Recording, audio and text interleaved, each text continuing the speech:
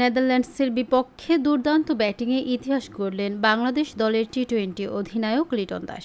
সিলেট আন্তর্জাতিক ক্রিকেট স্টেডিয়ামে অনুষ্ঠিত সিরিজের তৃতীয় ও শেষ ম্যাচে মাত্র ২৬ বলে 50 হাঁকিয়ে সাকিব আল হাসানের দীর্ঘদিনের রেকর্ড ভাঙলেন তিনি।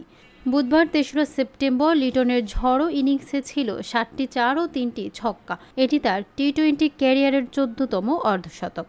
এতদিন বাংলাদেশিদের মধ্যে সবচেয়ে বেশি সংখ্যক 50-র মালিক ছিলেন সাকিব আল হাসান, যার সংগ্রহে ছিল ১৩টি 50। এবার তাকে ছাড়িয়ে সর্বোচ্চ 50-র মালিকানা নিজের করে নিলেন লিটন। তবে পরিসংখ্যান বলছে সাকিবকে ১৩ 50-র জন্য খেলতে হয়েছে ১২৯টি ম্যাচ, আর লিটন এই রেকর্ড স্পর্শ করেছেন মাত্র ১১০তম ম্যাচেই।